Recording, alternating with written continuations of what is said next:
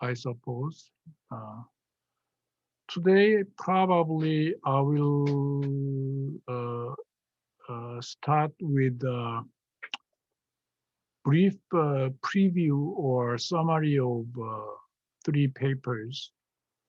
One by Lucas, famed economist from University of Chicago, who got the Nobel Prize.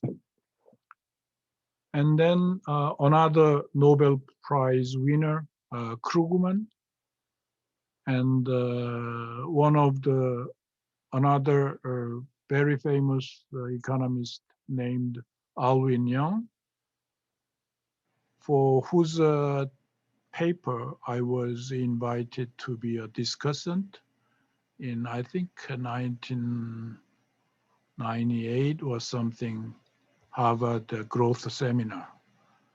So I'm going to briefly outline these three papers to highlight the background story.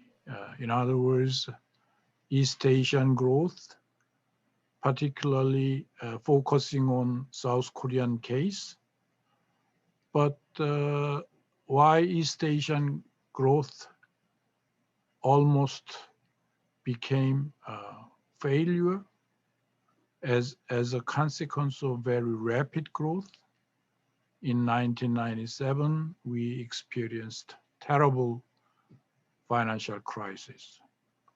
So you need to understand these three papers because these three papers are very important background papers. And I want you to read all of these three papers and make a summary and submit to me. And so after that, probably I will share with you PowerPoints illustrating Korean case of financial crisis and the role of International Monetary Fund in settling the Korean financial crisis issue. Okay, so let me open my lecture note on Lucas.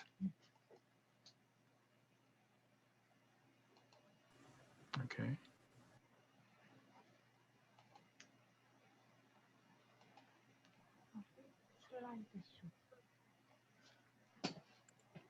중지되었대. 그걸 누르셨나 봐. 내가 이걸 잘못 눌렀나 보다. 화면 공유를 하고 이걸 눌러야 되는데. 네. 공유. 오케이.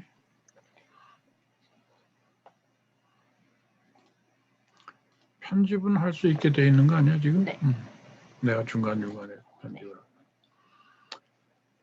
오케이. 이거 옆으로도 띄울 수 있지. 어떻게요? 애들 사진. 이런 식으로요? 아니 저쪽 이쪽 옆으로도 이 위로도. 네. 이걸 이쪽으로 가져가면 되나? 네. 이렇게 되지. 네. 그럼 더 나은가? 네, 그러면 교수님 여기 부분이 안 또 안 보이죠? 보이는구나.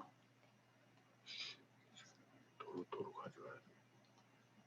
이쪽 구석으로 뽑아놓으면 되지. 애들 얼굴 봐야 될 이유는 없어. Okay.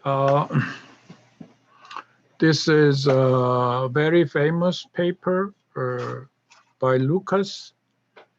It's kind of memorial lecture delivered to European meetings of Econometric Society. I believe it was delivered in 1992 or so. After he received the Nobel Prize. And I want you to read at least this article and make a quick summary, all right? So if you pay attention to this,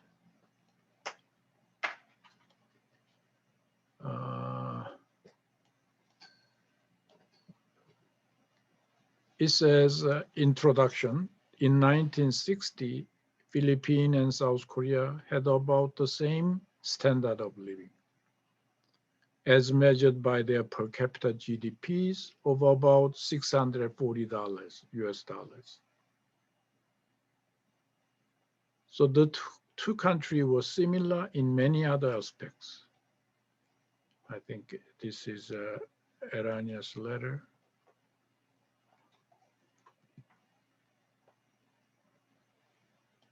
이거 안 고쳐지는데, 에디팅이 안 되는데. 이렇게 하시면. 됐니? 네. 예. In many other aspects, not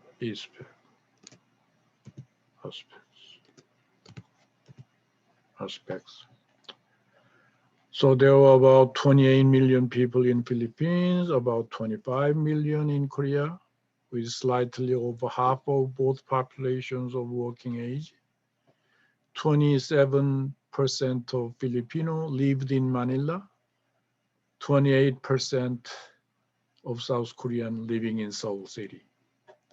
So in both countries, all boys of primary school age were in school, and almost all girls, but only about a quarter of secondary school age children were in school. So only about 5% of Koreans in their early 20s were in college, as compared to 13% in the Philippines. So this is what we define initial condition before development, okay, of society. So you can see that 26% of Philippine GDP was generated in agriculture and 28% in industry. In Korea, the comparable numbers were 37% and 20%. So slightly, Korea was further backward than Philippines, okay? So maybe let me add here, Korea and Philippines in 1960, right?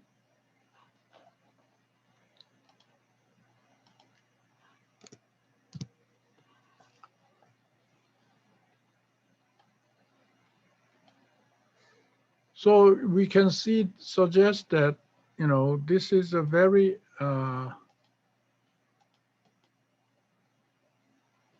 forget it, okay. So in Korea, the comparable numbers were 37%, meaning that more people lived in agriculture and less people worked for industry, 20%. 96% of Philippine merchandise exports consisted of primary commodities and 4% of manufactured goods.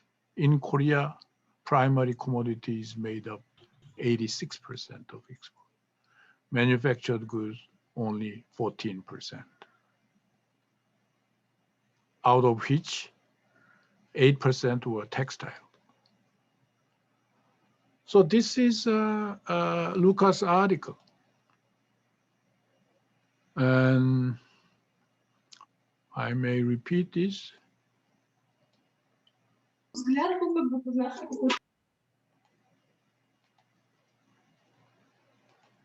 Okay.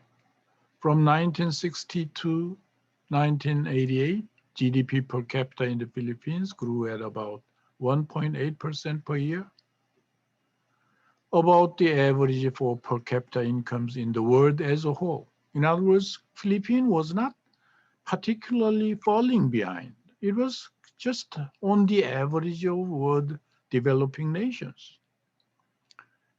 But in Korea, over the same period, of course, this is South Korea, right?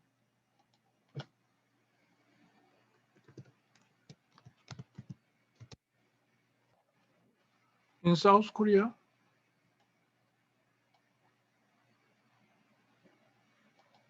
over the same period, per capita income grew 6.2%. per year, a rate consistent with the doubling of living standards every 11 years.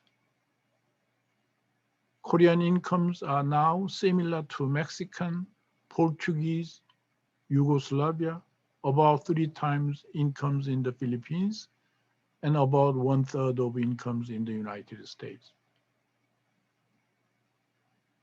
So we call this phenomena as catch-up.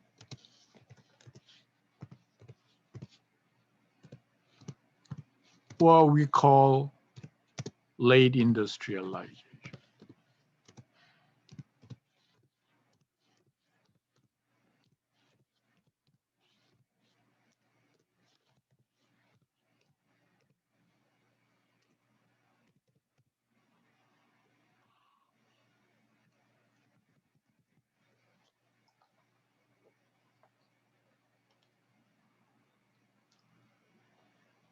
So why did it happen in Korea and Taiwan and not in the Philippines? That's the question posed by,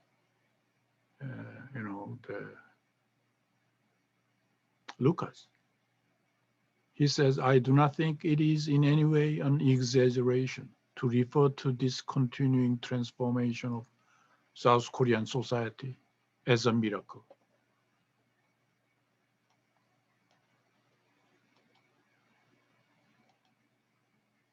Or to apply this term to the very similar transformation that are occurring in Taiwan, Hong Kong, Singapore, so-called four tigers in East Asia.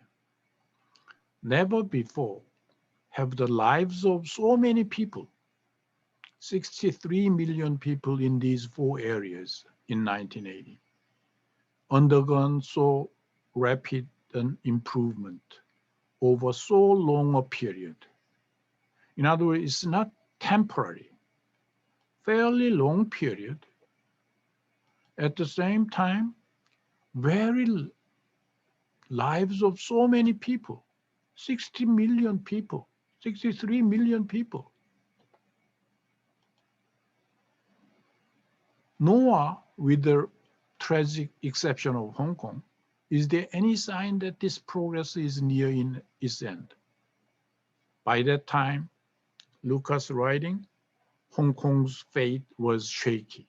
So that's why he was putting Hong Kong as a possible tragic exception.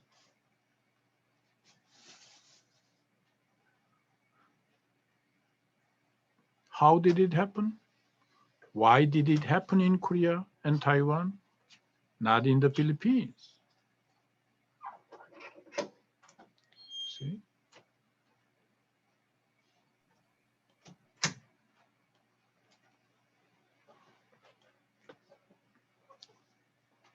Questions like these can be addressed at many levels. It is useful to begin simply by listing some of the features of these transformations. In addition to their income growth rates, all of the East Asian miracle economies have become large-scale exporters of manufactured goods. So this is common phenomena. In other words, common strategy.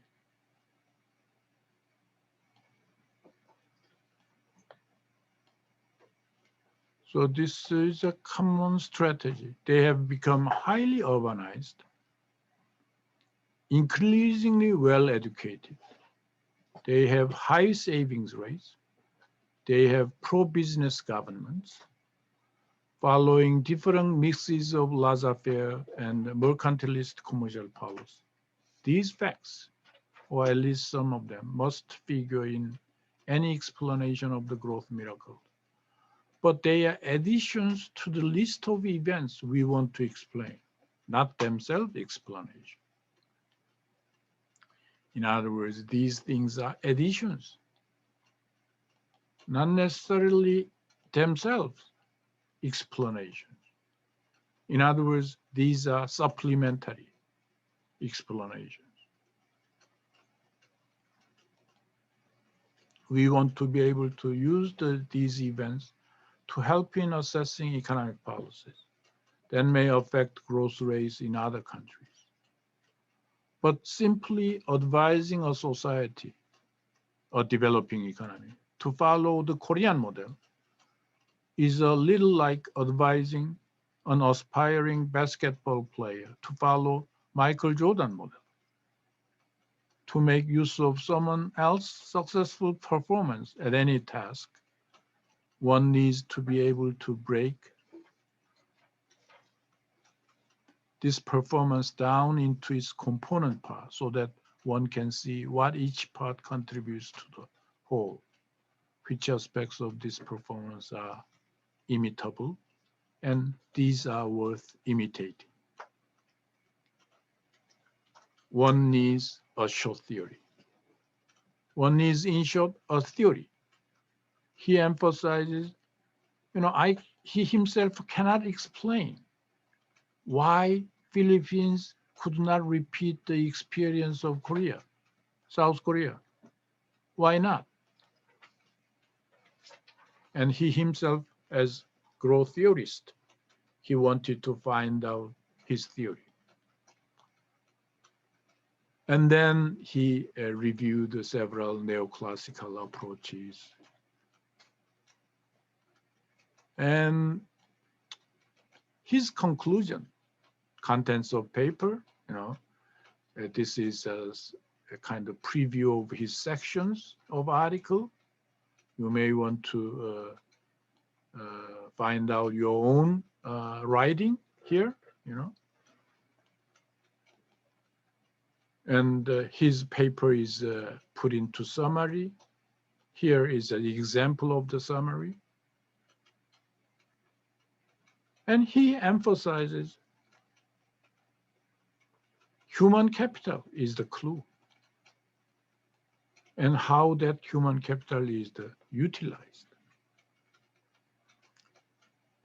In other words, human capital accumulation, not only at school, but also at work, is important.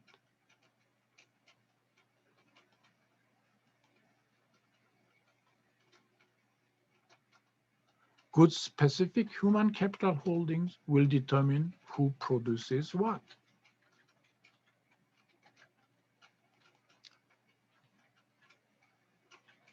And he compares India with Singapore, for example. And then this is not Lucas' writing. It is the repetition of what you have learned from Mason et al. Textbook. This is Korea's growth record.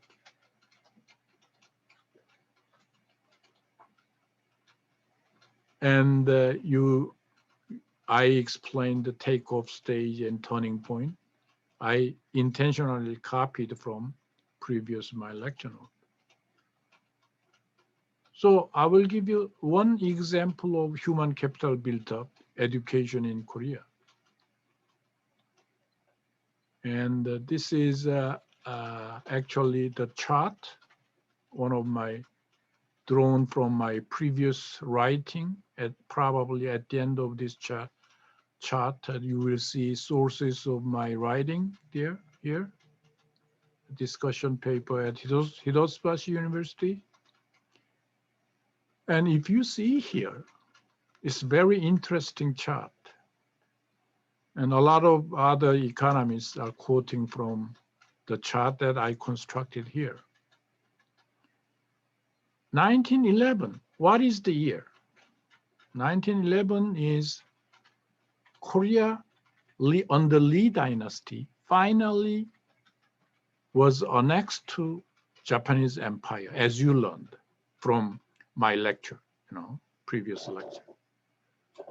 At that time, of course, there was no modern primary school. No modern primary school. Only village school existed, called primary school is so-called, at that time, village school Sodang.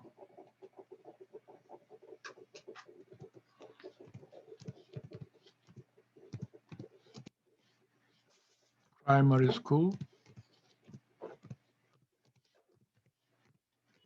called 서당. Okay. 서당 means, 서 means books. 당 means house. It's basically book house. If I translate directly from Ganji, from Chinese, 저기 우유 있을 거야. 조심해서 꺼내야 돼. Okay. So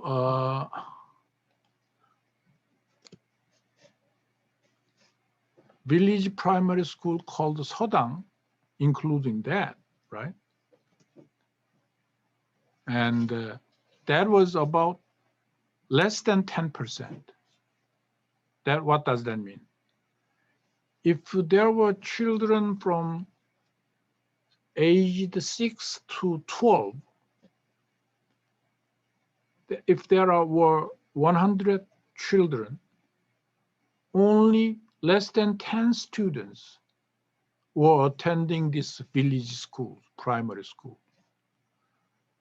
That's the statistics that I recovered from the work of a Japanese scholar, one Japanese scholar. I think his name was Kimura. Yeah. His earlier research,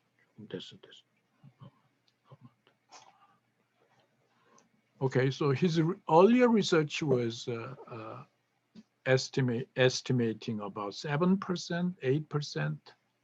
So out of 100 students aged between 6 and 12, only about 6 to 7% students got enrolled in primary school, called 서당, book house, village school, basically. Japanese Empire tried to integrate Joseon, in other words, Lee Dynasty or Korea, because without integrating, they cannot rule colonial rule perpetually. So one way of integrating Korean Peninsula under colonial rule is to force modern education system, Japanese education system, so that they learn Japanese, not Koreans. So the use of Korean at school was prohibited. And modern elementary education expanded very fast. During 1920s, 1930s, the enrollment ratio picked up to 20%. But against many other scholars who advocate Japanese educational policy and its contribution to human capital buildup in Korea, I sort of downgraded, because if you look at middle school enrollment ratio, by almost 1955, I think 1935, it was less than 2%. So out of these children, only selected, very few students got enrolled in middle school. So I sort of downgraded, saying that Japanese education system, of course, contributed to expansion of primary school, but did not deepen educational human capital. You see, if you look at very carefully, elementary school enrollment ratio from 1953 to 1965, 1970, remarkably increasing from 60% to 100%. What does that mean? This is the very difficult period for South Korean government. They did not have enough money to support primary school. they relied on foreign aid from United States and other nations, but they devoted their resources to primary school education. And this became the foundation of later economic development in South Korea. You know, this is world history, world record. Within roughly about 10 years, how can you increase primary school enrollment ratio from 60% to 100%? We call this as educational explosion. And accordingly, middle school enrollment ratio caught up very rapidly. So in other words, Korea's miracle, economic miracle, did not happen without soil, without ground. No, it was not miracle. To some extent, this investment in education during very relatively very short period under economic difficulty. You see, 1953 is the period when Korean War was ended. One half of the nation's capital was gone by devastating war. But still they kept investing in primary school education. And of course, middle school education. So this is the background story of Lucas paper, right? 공유 중지해야지. 어디로 가야지? 공유 중지 여기지. 다시 보면 Okay. Next, I will go to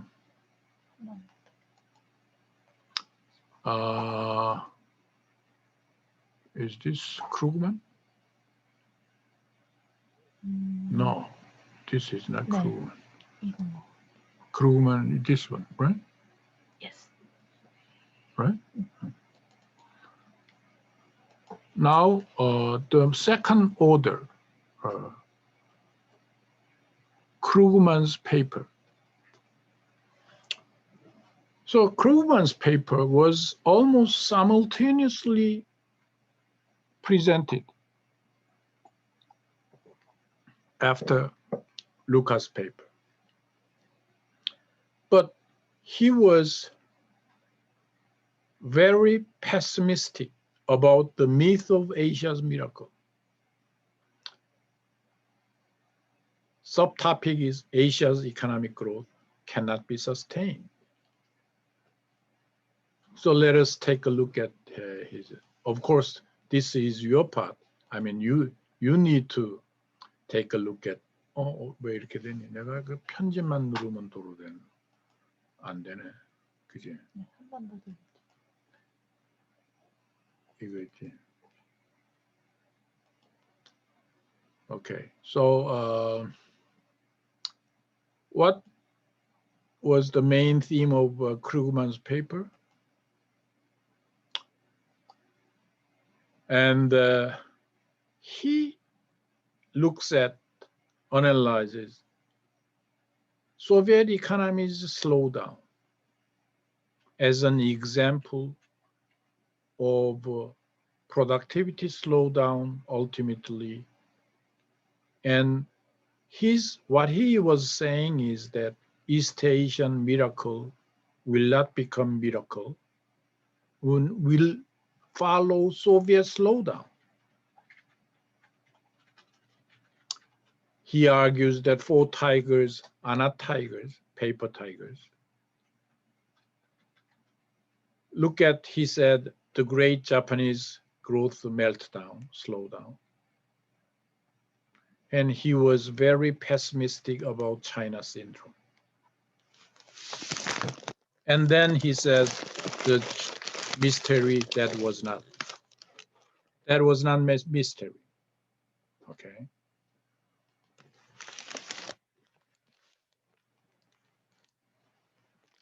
So, well, it's up to you how to read his article. I will just highlight his remark.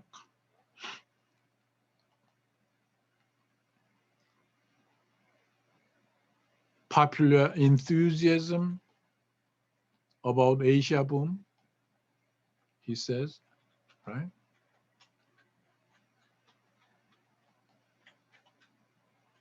We will bury you.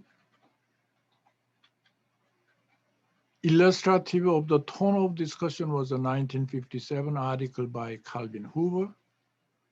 Like many Western economists that exaggerated the true growth rate, nonetheless, he conclude that Soviet claims of astonishing achievement were fully justified. Their economy was achieving a rate of growth twice as high as that attained by any important capitalistic country over any considerable number of years. At the beginning, after World War II, actually Soviet economy was speeding up very impressively, twice as high as that attained by any important capitalist country. Yet many economies studying Soviet growth were gradually coming to a very different conclusion. Although they did not dispute the fact of past Soviet growth, they offered a new interpretation of the nature of that growth, one that implied a reconsideration of future Soviet prospects. To understand this reinterpretation, it is necessary to make a brief detour into economic theory to discuss a seemingly abstruse, but in fact intensely practical concept, growth accounting. So this is the tool you learned. Didn't I emphasize? You learned how to make accounting of growth of one economy. Okay. And sustained growth, accounting for the Soviet slowdown. And what they say is basically Soviet economy were meeting diminishing returns. Their growth was basically input-driven growth. After World War II, from scratch, Soviet economy started building factories, farms, collective farms, machinized farms, roads, railroads, built everything. But too much building factories, too much building roads, ultimately will meet with diminishing returns. We call that type of growth input-driven growth. So Krugman is arguing that, look, like Soviet economy, East Asian economies will meet with input-driven growth, end of input-driven growth.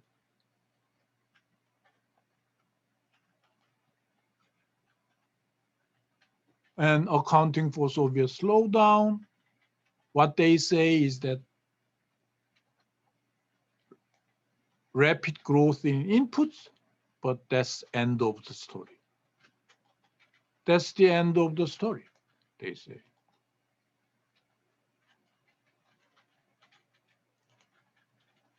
How then have today's advanced nations been able to achieve sustained growth in per capita income over the last 150 years? The answer is technological advances have led to continued increase in total factor productivity. You learned this concept last week and a week before last week. What was total factor productivity? given input of capital and labor, overall efficiency, overall managerial ability, overall system efficiency will contribute total factor productivity increase. This is what we mean by productivity and efficiency.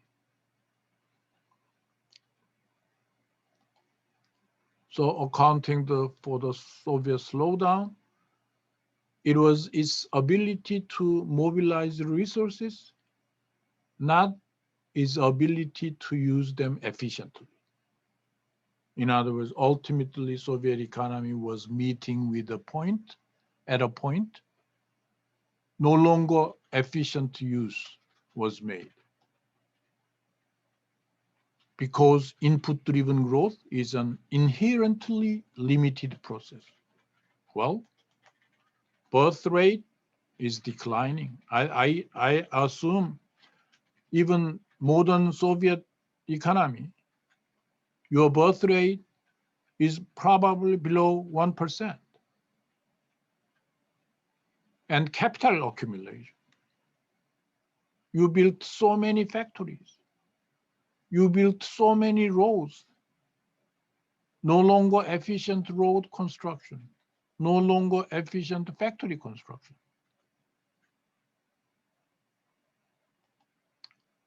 So paper tigers. He mentioned 4 tigers East Asia. They are doomed to follow Soviet economy. That's his prediction. Paper tigers. Okay. I'm leaving behind this so that you yourself have to read. For example, Kim and Lau, Kim Jong-il is one of my associates, conclude of the 4 tigers that the hypothesis that there has been no technical progress during the post-war period cannot be rejected, should be accepted for the 4 East Asian newly industrializing countries. Young, which I will repeat today with you, more poetically notes that once one allows for the rapid growth of inputs, the productive performance of tigers falls from the heights of Olympus to the pains of Tessal.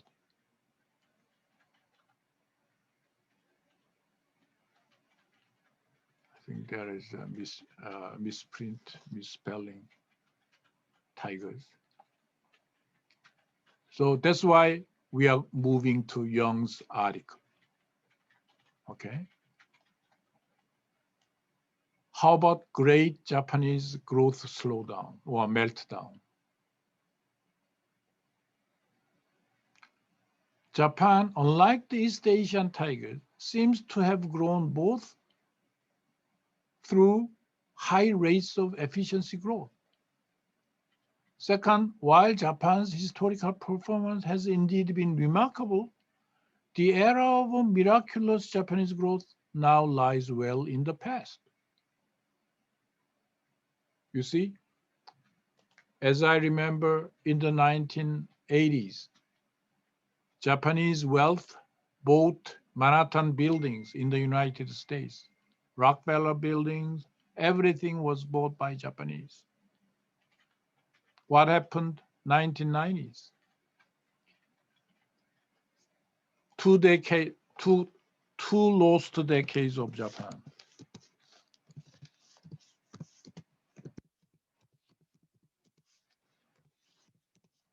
Japan followed.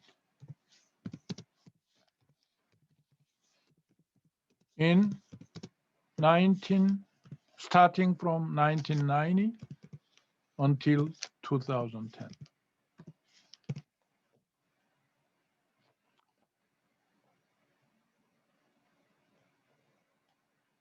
Of course, this is my writing. I'm just putting supplementary writing.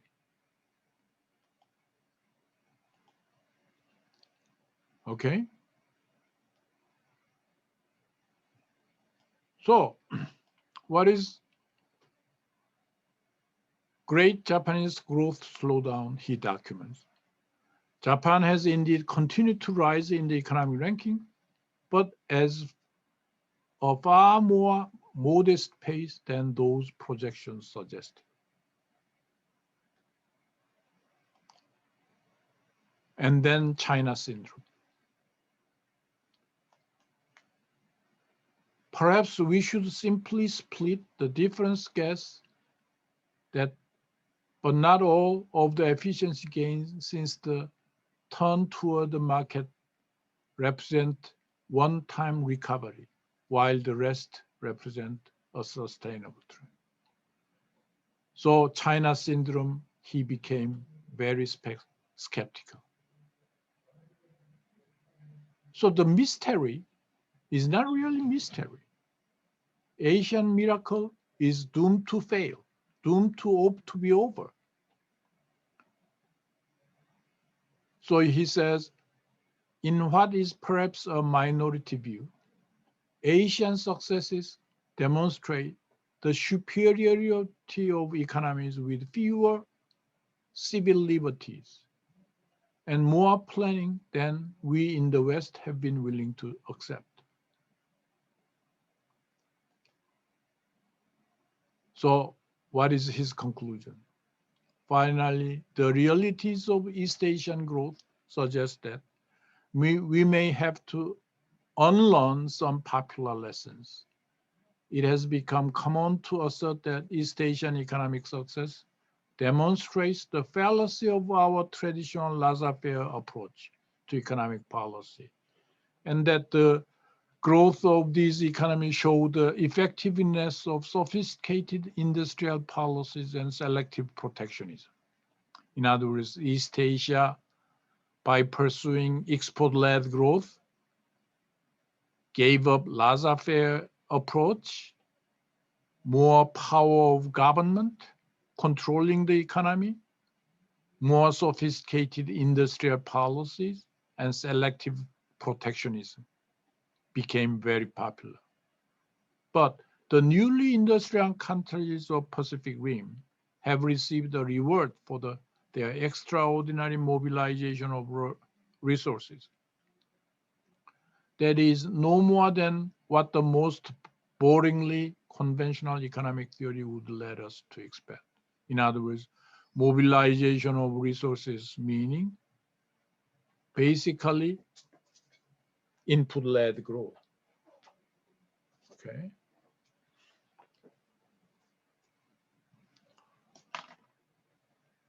So if there is a secret to Asian growth, it is simply deferred gratification, the willingness to sacrifice current satisfaction for future gain.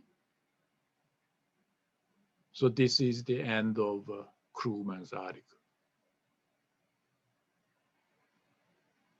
Okay, now let us go to Young's article.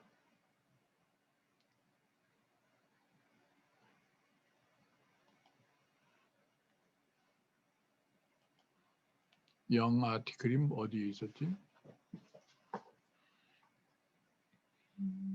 이거. 이거였나? 네.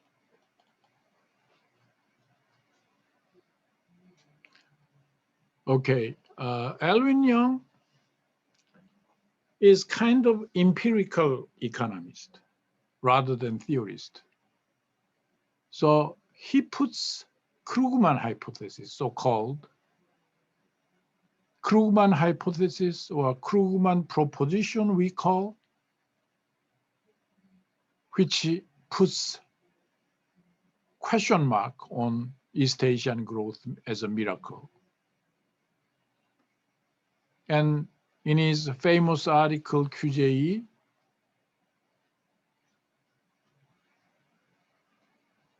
he carries out empirical studies.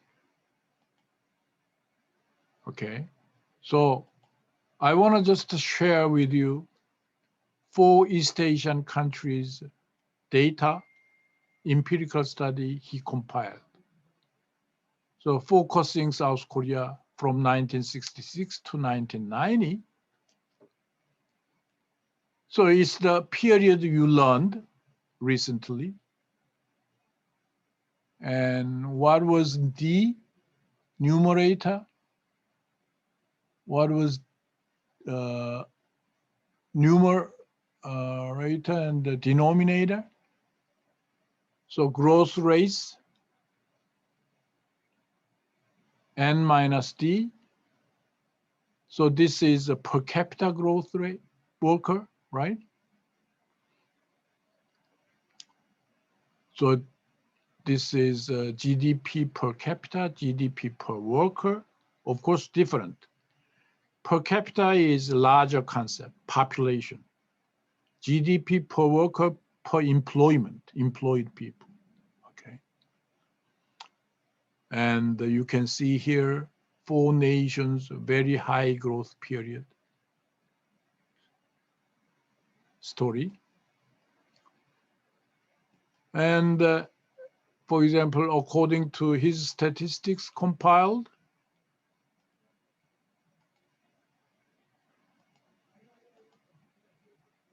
shows South Korean case, continuous, almost perpetual growth, very rapid growth, very little fluctuation compared to Taiwan or Singapore, almost exponential growth.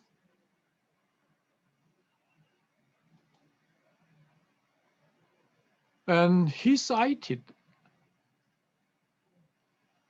total factor productivity, which is the efficiency measure, overall efficiency measure of the South Korean economy.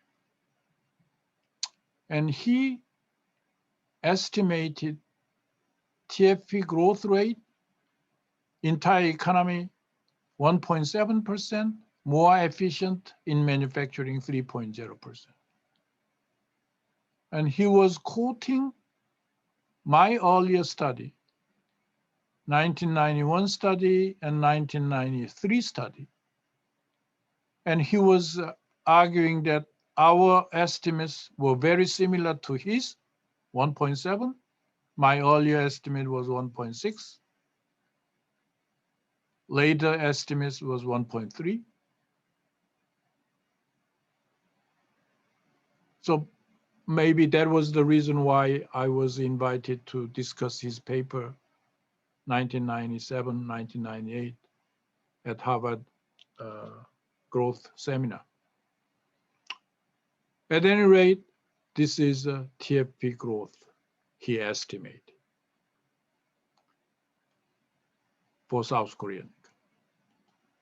Now take a look at Hong Kong, Singapore, TFP estimates. Singapore almost zero.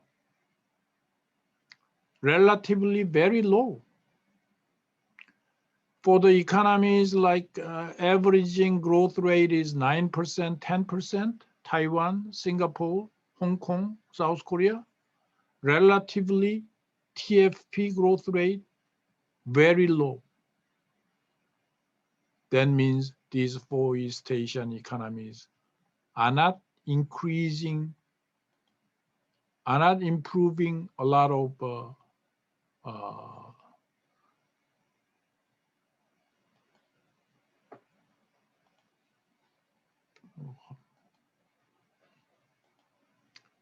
편집한다고만 하면 없어져 버리는.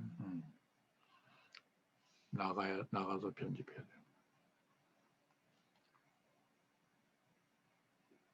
So average total factor productivity growth in Asian NICs,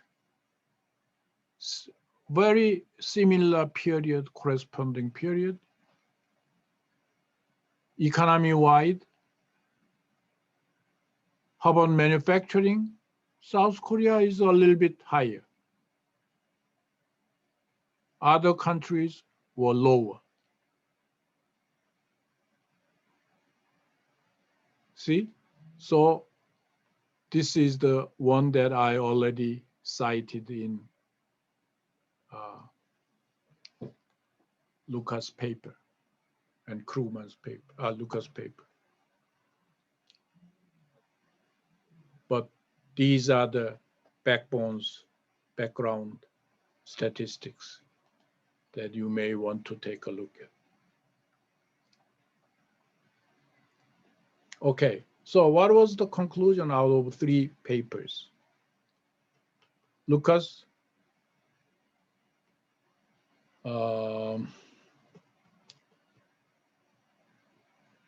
Krugman, and Young? Well, what they argued was basically East Asian economies have made a real remarkable growth, but they are not miracle economies. They will sooner or later face with diminishing returns.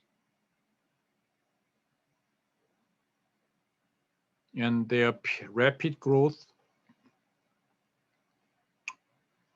run by input-led growth, building more factories, building more roads, more infrastructure, putting into more people into labor force, that period may be over. Like Japanese economy, or at some point in the future, Chinese economy. So that's what they say, right? So this is the background of 1997 financial crisis. And that without this background, understanding this background theory and empirical evidence by Young, we cannot really understand why Korean economy had to fall into financial crisis. Okay, so let me stop here for background papers presentation and move on to 공유. 내가 이거 먼저 한다 그랬지. Okay. This slide, PowerPoint, that I'm sharing with you is basically my own version of IMF crisis, financial crisis in Korea, how it happened, what is its aftermath. You know, roughly speaking, these 3 background papers were covering up to early 1990s. You know, you may remember Krugman's writing was 1994, 1993 was Lucas' paper, and Elvin Young's paper, 1995. So, you know, it is remarkable to note that how those economists, of course, we admit that they were famous economists because that's why they received Nobel Prize. But how could they predict these, like South Korean economy or Singaporean economy or Taiwanese economy or Hong Kong, will sooner or later will be slowing down? And they were predicting the slowdown of Japanese economy and entire East Asian meltdown at the time of a very high growth rate of these economies. So that's why I'm arguing that understanding theory is very important.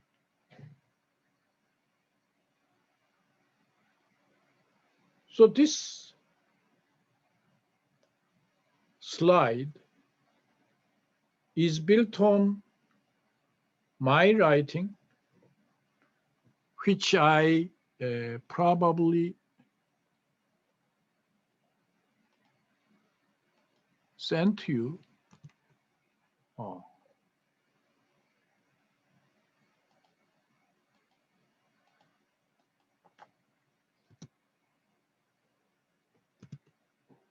에디팅이 안 되는구나. 1990, I think 2000. 에디팅이 안 되길?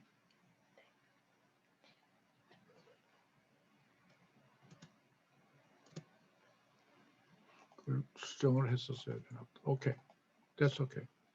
So this is my paper 2000. You can refer to my paper 2000. And I was commissioned by World Bank to write the case of South Korea. Why South Korea, you think, went into financial crisis after such a very remarkable high growth period ending 1995, averaging 10% or 8% growth rate per year. Why? And I was invited to IMF to study about it. And I was supposed to submit a paper as a report paper. So here is my version.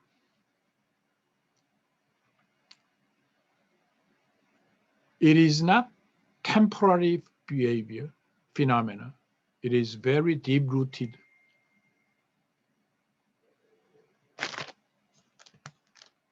Okay. Deep-rooted in endogenous system. The problem of non-performing loans in domestic banking industry and the corporate bankruptcies and massive layoff followed. Therefore, IMF had to step in. Korea had to go through IMF mandated conditional programs and a full-scale social and political crisis followed.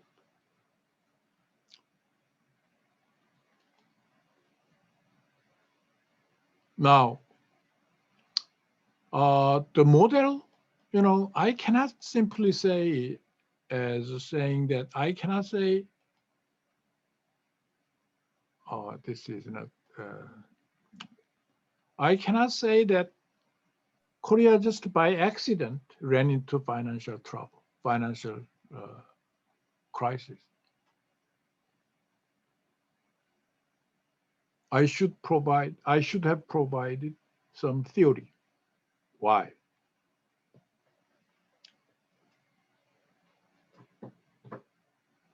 And then I put a model, put forward a model. Korea was less consensus-based model, like Japanese model. In other words, Korea was more top-down approach. Government had a stronger hand.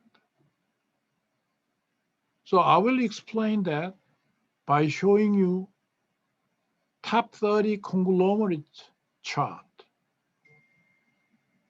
So here's government, which wants to promote economic growth and development.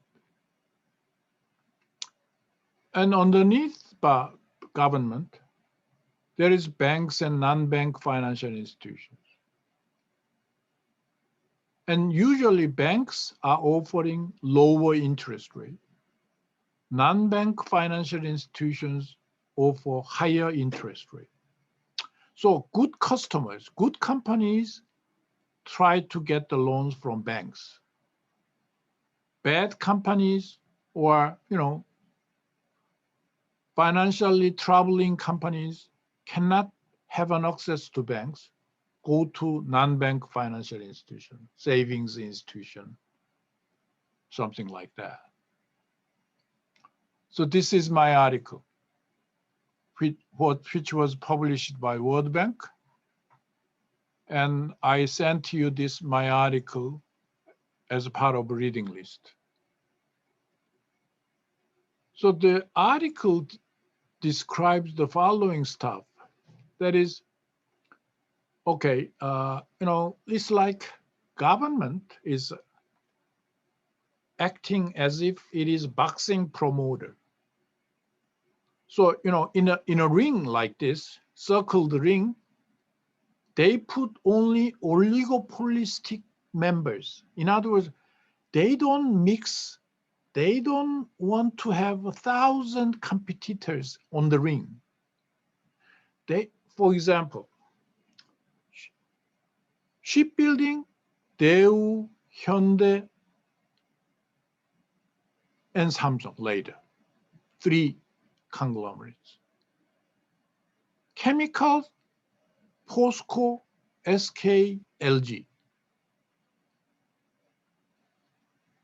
Dongbu, some other firms, conglomerates are insurance business. Kia, Hyundai, SsangYong, automobiles. In other words, it's kind of big ring, and the separate smaller rings, they put only 3 or 4 chapels, but they don't allow monopoly. And that's why I said it is monopolistic competition. There is some degree of competition, but not from 1,000 firms, from only selected firms. So who selects these a few firms, conglomerates? Government and banks. Okay. And of course, underneath these top 30 conglomerates, there are thousands of small scale, medium, and small enterprises. So what is monopolistic competition across industries? We usually define in economics, microeconomics, monopolistic competition within one industry, usually. Best example we teach to students, monopolistic competition, is like in case of American economics, they use cereal market. The breakfast cereal market? You see in the supermarket 100 different brands. But if you trace back, only top 4 or 5 companies are producing the cereals. So they price discriminate, they product differentiate. They are putting a lot of cereals on the market, but ultimately only a few are producing. So that kind of market we call monopolistic competition. But in case of Korea, that concept applies across industries. In other words, government using banks as a leverage. For example, in automobile market, Kia and Hyundai with, for example, General Motors, Daewoo had a joint venture with General Motors. So Kia, Hyundai, Daewoo was operating well. 3 top conglomerates, but later on, near 1997, allowed Samsung to get into automobile business. In 1980s, Samsung was the only semiconductor. Samsung started building semiconductor lab in early 1980s. Then government didn't want to have Samsung monopoly.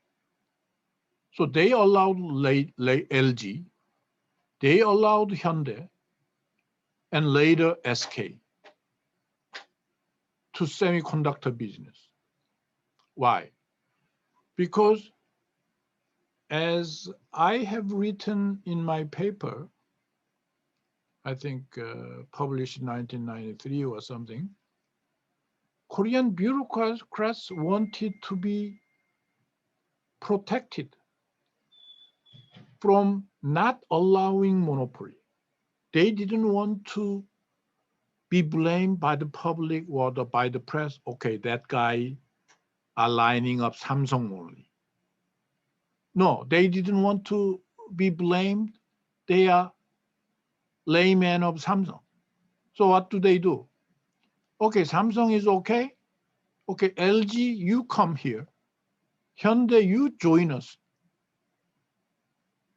But they don't allow medium and small enterprise. Why? Because that's too risky. If these guys, medium and small enterprises, get the loan, and if they cannot pay back the loan, so in other words, they only recruit those guys, those conglomerates who seem to have will and the capacity, ability. That's why this is big leagues. For example, sugar company. Samsung and another company was main sugar producer. Liquor company, Jillo, Doosan, some other companies. In other words, these are intertwined and segmented. This is a very complex story. Now, what happened in 1997? Korea, near 1995, Korea was opened up to OECD membership, joined the WTO. So Korea were facing with a lot of these companies, top 30 conglomerates were facing with foreign competition. For example, in Seoul area, even if Seoul is a very large city, if you want to build huge department store complex, you can only choose one or two places. You don't want to go out to outside of Seoul, choose that site as a department complex building, right? So they bid. In other words, they made a preemptive investment, extraordinarily large scale investment. Almost all of these firms expanded. Of course, their demand for loans were very high. So they had to borrow from not only local banks, but also from foreign banks. Why? Because American merchants such as Walmart and the French merchant and British merchant group, they were coming into Korea as a lucrative market. So to make preemptive investment, they had to borrow a lot, not only from domestic banks, but also from foreign banks. What happened? Probably I have to show you this, maybe at some point I will show you. Korea's rate of return was falling very high. And Eugene, remind me that of inserting that chart here on this chart. I will resend to all of you this chart, I mean this paper. And what happened was due to Krugman behavior, Krugman proposition, rates of return around 1995 was falling very high. And if they put a lot of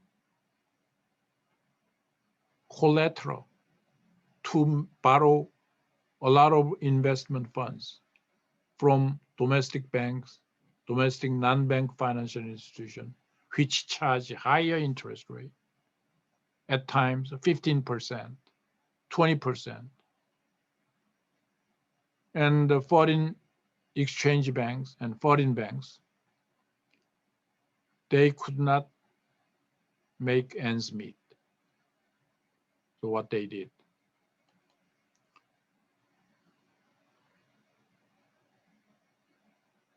So this is the macroeconomic picture.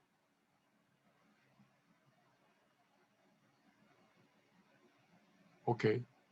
Troubling signs was showing up 1995. See, current account balance was becoming into deficit. Massively 23%, $23 billion US dollar by 1996.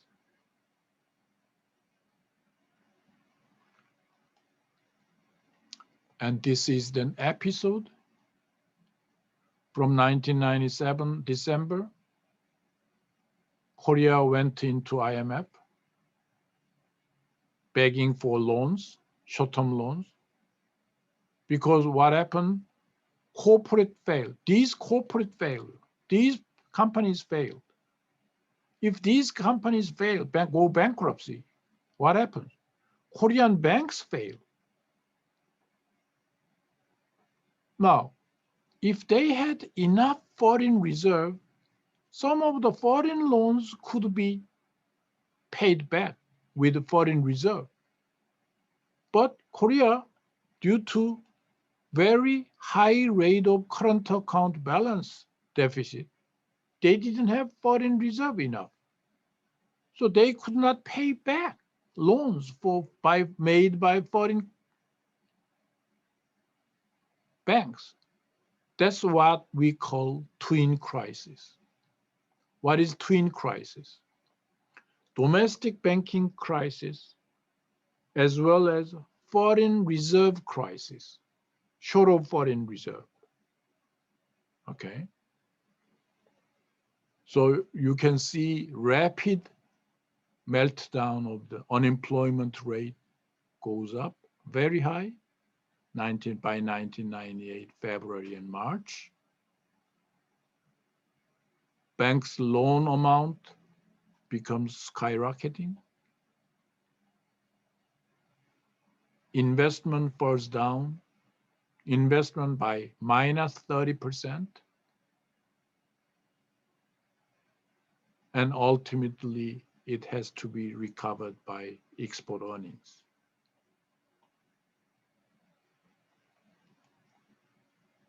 So here is a policy dilemma. Forced to choose between a massive spread of unemployment and wide-ranging restructuring in both financial and industrial sectors.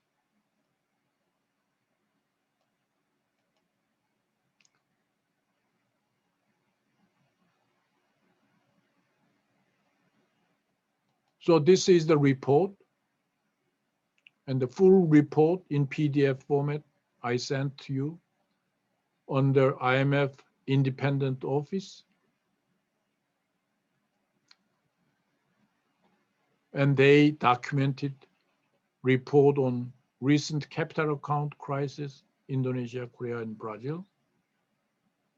Briefly summarizing their executive summary on Korea. In Korea, IMF surveillance failed adequately to identify the risks posed by uneven pace of capital account liberalization. I mentioned due to early premature joining WTO and OECD as a membership. The extent of banking sector weaknesses owing to the adoption of conventional approach that focused on macroeconomic variables. There were gaps in the data needed to make a full assessment, though available data on short-term debt and financial market indicators were not fully used. And they admit their own mistake in failure of surveillance. While concerns over Korea's weak banking sector had prompted international banks to review their lending to some Korean institutions, even before the onset of Asian crisis in July 1997, the IMF was optimistic until very late, virtually the last minute.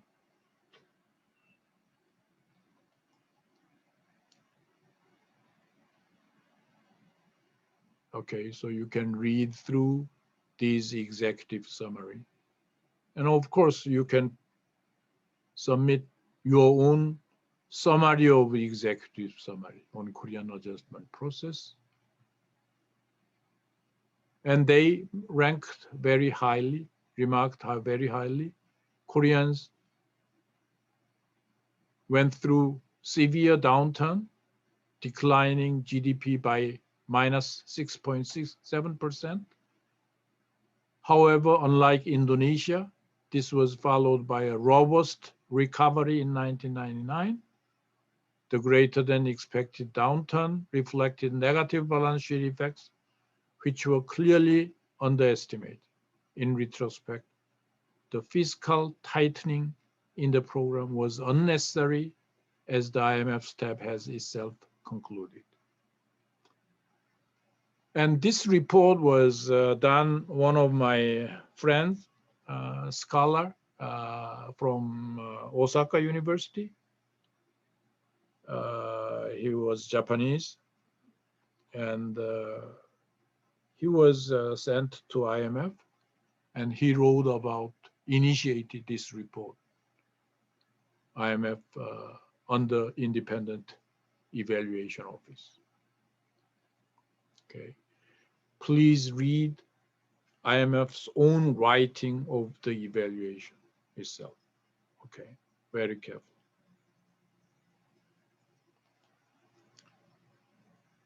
So finally, 공유를 해야지. 맨 마지막 게 어디 가는 거지? 이거니? The aftermath.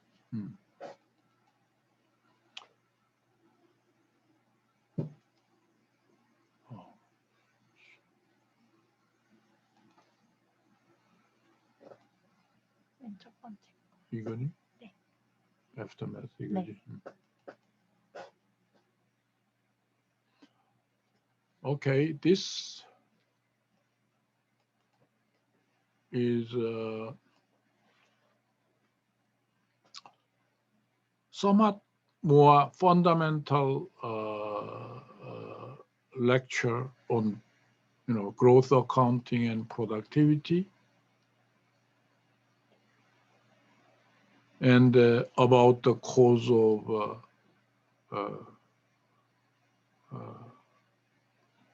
IMF crisis. So from this lecture note, roughly speaking here, slide number 14, to the end of the slide is what you have just reviewed. So it's kind of redundant. So maybe a little bit more detailed account of my paper, excess competition paper. What I wanted to share is up to roughly slide number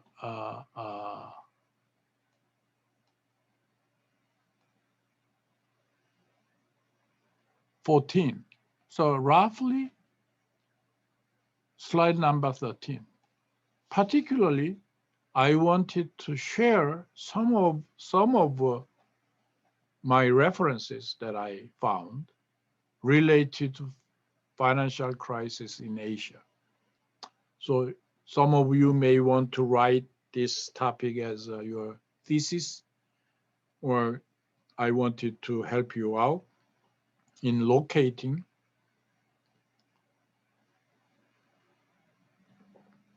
relevant references dealing with Asian financial crisis.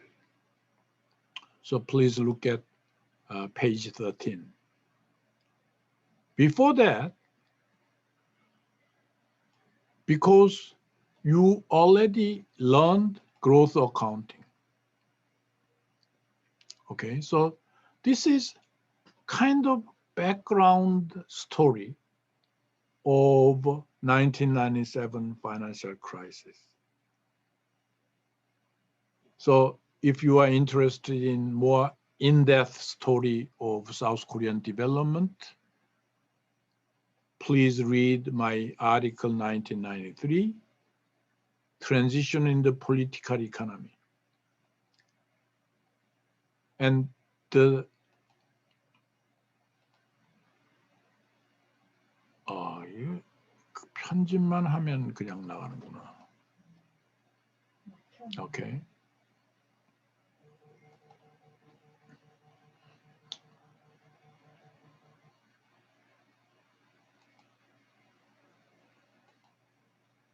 Okay, here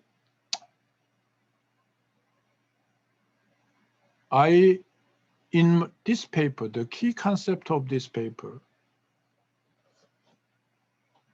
is what I mean by Lipset phenomenon.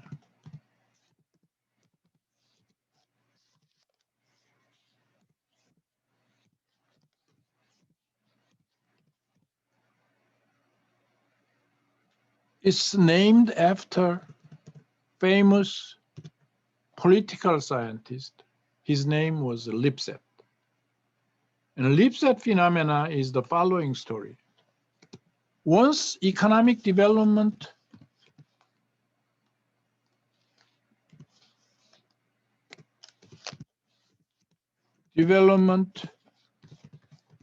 occurs, is made, then that is going to invite political freedom.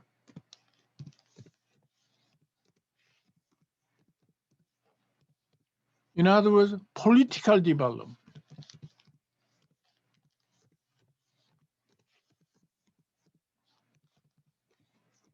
Demand for political development. You see that in current Myanmar. So I was describing this. Korea was having Lipset phenomenon.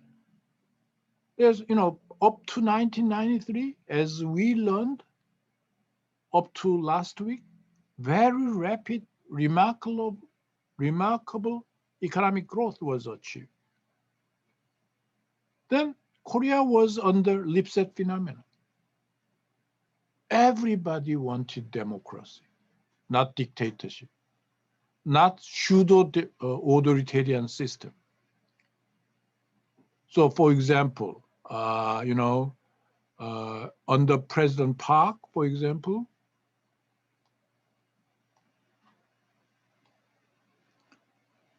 under President Park, and then after Gwangju incident, Chun regime took a regime, de facto through semi-coup d'etat. So this is what we call, Park is what I define AR, authoritarian regime. And Chun regime, I can define as pseudo or semi-authoritarianism, quasi-authoritarianism, QAR.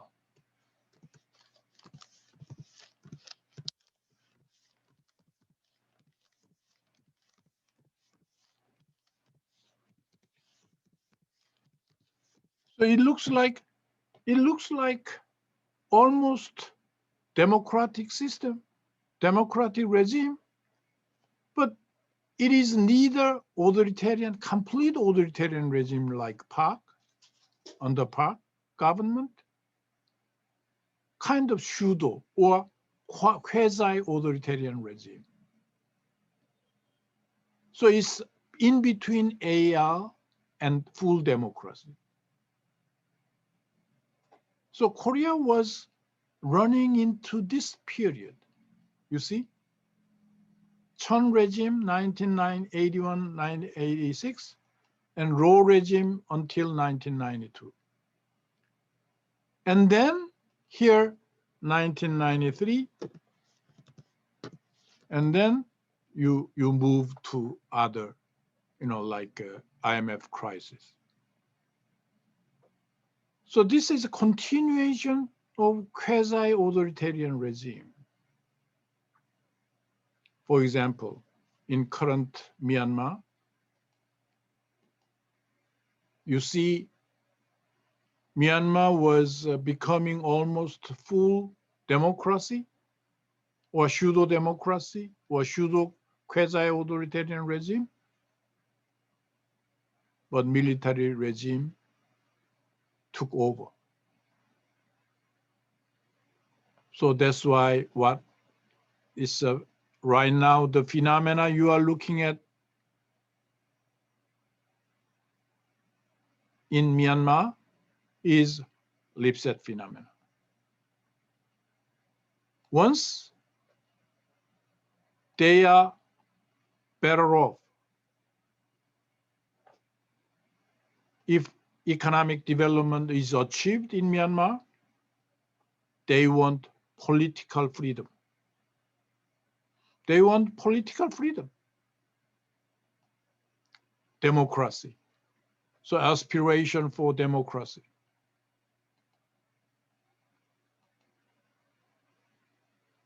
So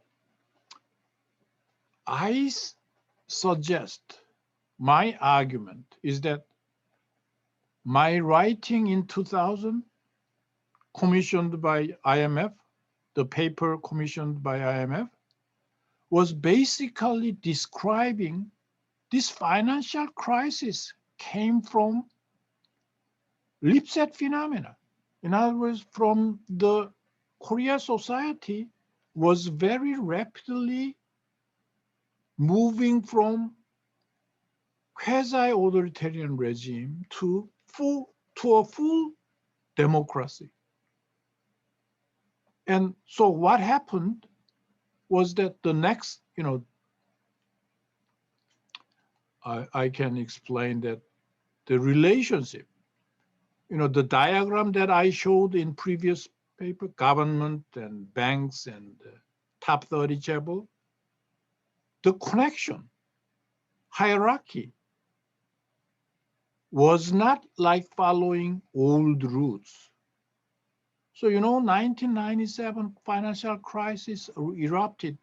What happened was one of the big top 30 chaebol called Hanbo, construction giant,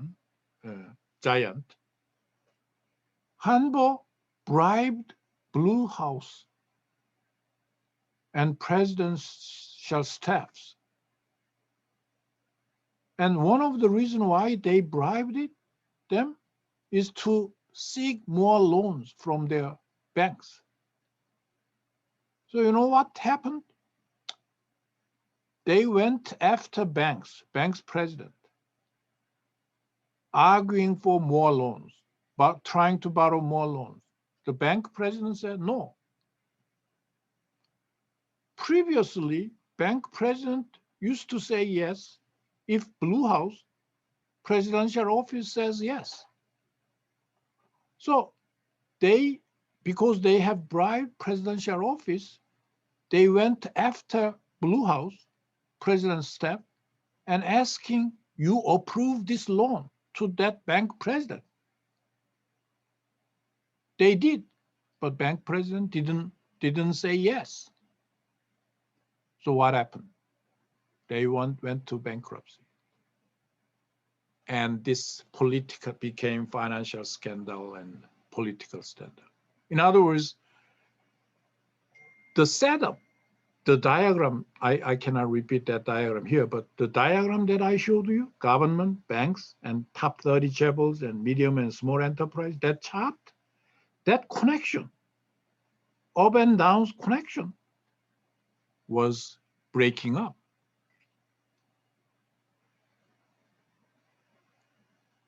So that is exactly what happened.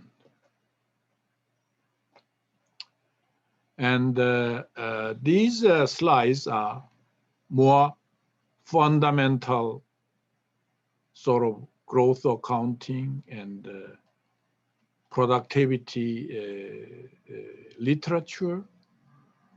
And for example, you have learned these notations. Y is GDP, A is technology, V is rival inputs such as physical capital, human capital, S is non-rival inputs of knowledge, X is determinants of all other types, all these kind of things, more formal introduction of productivity concept. And I put forward something like Danny Roderick's work and all other things as a background. And if you are more history oriented, you may want to read my some of paper listed.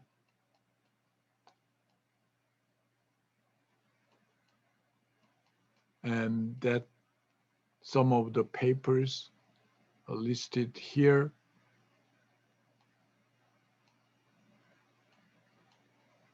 You can read. They are more readable because they are more history type oriented papers, right? Other papers. Again, you don't have to read only the the papers that I assigned. You can read any paper in the listed papers, right? Among the listed papers. So to understand this complex story, okay? So the later part of this slide is pretty much the same as the one that you looked at, we briefly reviewed. So I will not repeat. Okay, I will end today's lecture here, and I'll be open for your questions. I have some remarks and questions. Okay, Evgeny? Evgeny Tищенко, PhD student, Irkutsk. In I cannot hear you. Can you volume up? Now? Can you hear me? Yes, I can hear you better. Good. Yes. In macroeconomy, when we accelerate the model of endogenous economic growth, the role of human capital is deepening. Right. But Krugman has said about Japanese lost decade more in terms of financial bubble, not in terms of human capital or high growth rate. And about Lipset phenomenon. In 1996, landmark paper of Robert Barrow from Harvard University said about that too much democracy tended to have a harmful effect for economic growth. How about that? Thanks. There is no definite answer for that kind of remark. At the time of input-led growth, some degrees of, let's say, authoritarian regime may be necessary evil. You may want to have political stability to proceed with economic development. Some degree of political stability usually comes not in a democracy, but in a more repressed regimes. But once, as I said, mentioned about Lipset phenomena, once economic prosperity is achieved to some extent, once economic development is passed, then people demand for political freedom. It comes everywhere, not necessarily in capitalistic society, but also in socialist economies, socialist societies. So it's ultimately inevitable. So that is the reason why it's the society's capacity, how to combine economic development and growth together with political freedom. That's always open issue. That's very challenging issue, very difficult issue too. But at some point, you cannot suppress demand for political freedom. You know, China, for example, has made a remarkable progress in economic development, growth. Now, there is a pent-up demand for political democracy within China.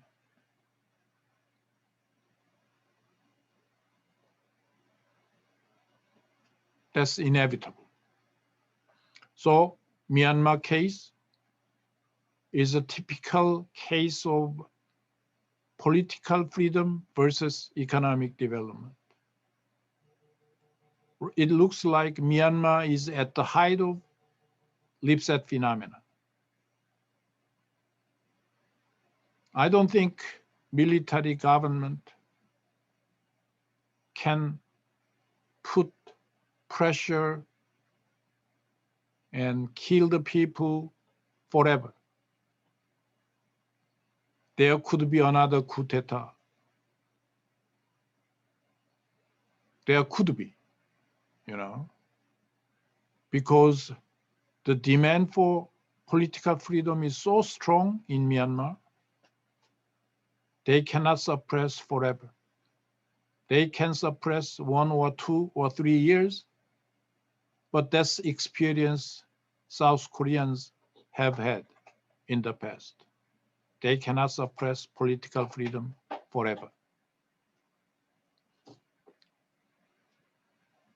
We'll have to see, though. I'm sorry, but in Myanmar we have before coup d'etat Nobel laureate in government. Mm. And yeah, Myanmar has recovered political freedom for the short time period, then retreated to authoritarian military regime right now. So that's why people are demanding for more political freedom.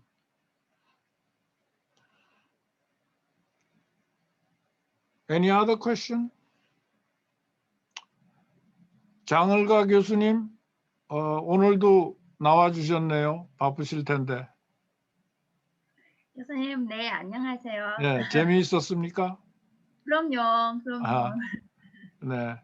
너무 왜냐하면은 well, let me speak in Korean so that other students can understand. This is seemingly last lecture for Korean economy section. We have to move on to Chinese economy next week. And then the following week, I will give you midterm exam. So you have a 2-week period to prepare for midterm exam. And therefore, I have to sort of explain everything after 1997 within one section, one seminar, I mean, one classroom, one class. So it's a little bit heavy for all of you to digest the materials. You need to read a lot of materials.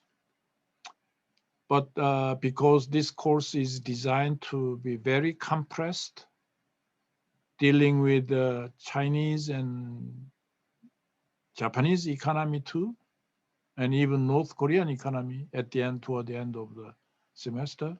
So we are somewhat very much faced with the time constraint. But I hope you can read more books and articles so that you can complement, you know, my lecture by reading, okay? Any other question?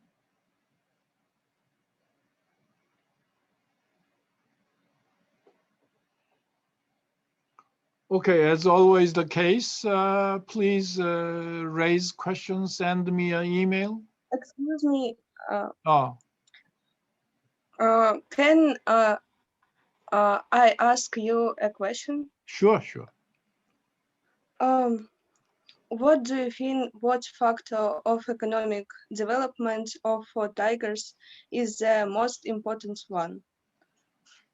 Oh, you mean what is the most important factor in economic development? I Yes, think human of capital. tigers. I think human capital.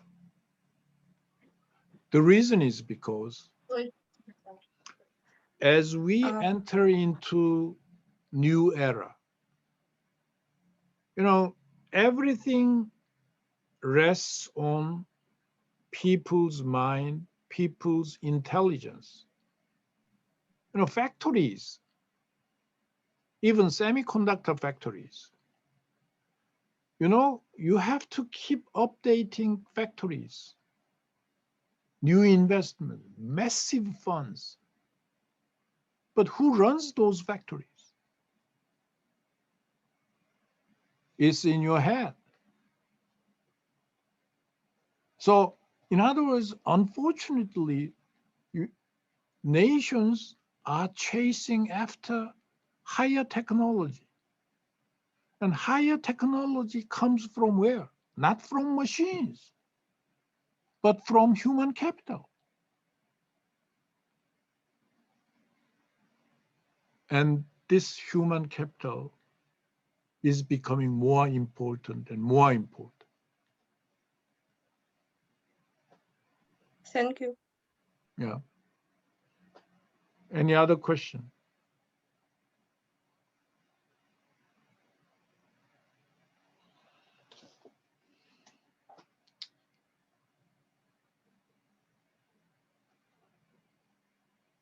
Okay. Please, you can send me anytime your own questions. Don't hesitate.